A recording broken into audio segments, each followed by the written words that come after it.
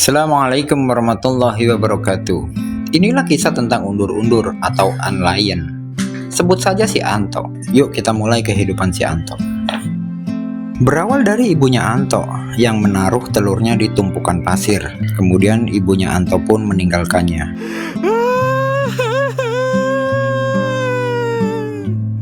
Selang beberapa hari, sekitar 5 hari, lahirlah Anto dan saudara-saudaranya dalam bentuk undur-undur. Si Anto dan saudara-saudaranya sering kita temukan di tanah yang kering dan berpasir di seluruh dunia, termasuk di kebun dan di samping rumah kita. Anto disebut undur-undur karena memang itu sebutan untuk semua serangga dari famili Myrmeleontidae dari ordo Neuroptera.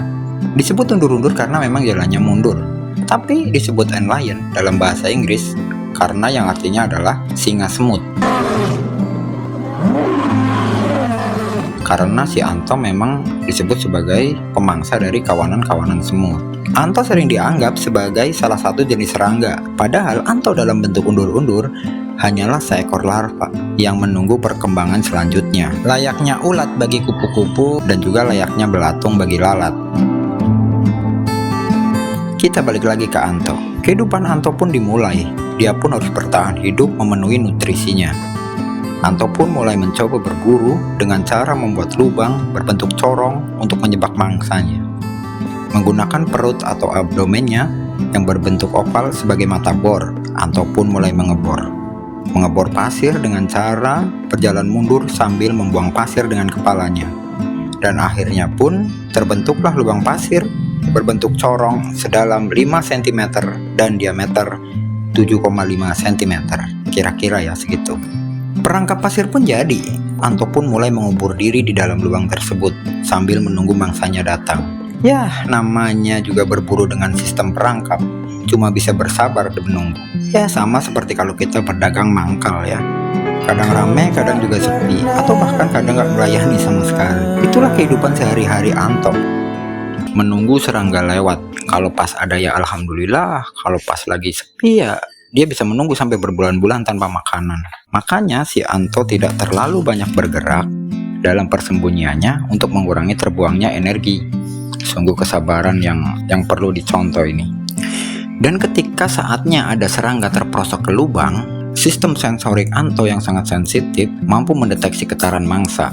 Dan apabila mangsa berusaha kabur, Anto pun segera mengeluarkan jurus memuntahkan butir-butir pasir untuk mengganggu keseimbangan mangsa dan membuatnya jatuh kembali ke dasar lubang. Setelah serangga terprosok ke dalam lubang, akan langsung deh ditangkap menggunakan mulutnya yang berbentuk capit. Anto gak makan serangga itu, melainkan menghisap cairan tubuh mangsanya, lalu sisa kulitnya dibuang keluar lubang. Anto menjalani fase larva ini 1-3 tahun. Wih, sungguh kesabaran yang patut diacungkan jempol sebelum akhirnya mereka memasuki fase kepompong. Fase kepompong pun tiba. Kepompong terbentuk dari sutra yang dipintal dari kelenjar abdomen dan dicampur dengan butiran-butiran pasir terkubur beberapa sentimeter di dalam tanah. Dan fase ini berlangsung selama 1 bulan. Saat transformasi pun tiba, Anto keluar dari kepompong dengan penampilan mirip capung, dilengkapi dengan ekor panjang dan 2 pasang sayap transparan. Yang membedakannya dari capung adalah kepalanya dan matanya yang kecil, serta ada antena di kepalanya, sedangkan pada capung tidak ada. Anto pun senang telah mencapai tahap akhir metamorfosis sempurna. Tapi sebenarnya dari sinilah dia tahu, sebenarnya umurnya tinggal beberapa hari lagi. Sungguh kasihan dia. Karena masa dewasa undur-undur memang sangat singkat, sekitar 20-25 hari saja. Mereka tidak memerlukan makan dan hanya fokus untuk kawin. Wih, kawin mulu. Undur-undur dewasa memang tidak populer, sepopuler undur-undur pada fase larva. Karena undur-undur dewasa jarang kita temui, karena mereka merupakan serangga nokturnal atau aktif di malam hari. Sebagai serangga nokturnal pada umumnya, Anto juga sangat tertarik dengan cahaya. Karena dengan menghampiri sumber cahaya, maka peluang ia mendapatkan pasangan menjadi semakin besar. Karena mengingat umurnya yang tinggal beberapa hari lagi. Ya, ia tidak mau dong mati dalam kondisi membujang.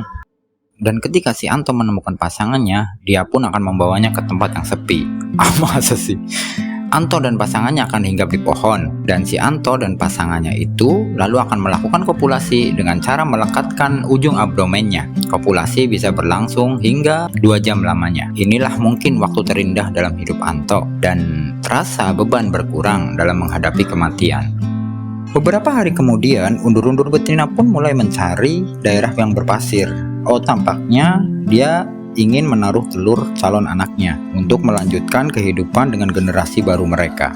Pada fase ini tidak semuanya berhasil, karena kadang-kadang undur-undur betina yang sedang menaruh telur di atas pasir malah terperangkap oleh larva undur-undur lain yang kebetulan membuat jebakan yang berdekatan dengan tempatnya bertelur. Aduh. Inilah kisah perjalanan Anto dengan saudara-saudaranya dalam menjalani metamorfosis sempurna. Semoga kita semua dapat mengambil hikmah dari kehidupan si Anto atau Anlayan atau undur-undur. Terima kasih. Assalamualaikum warahmatullahi wabarakatuh.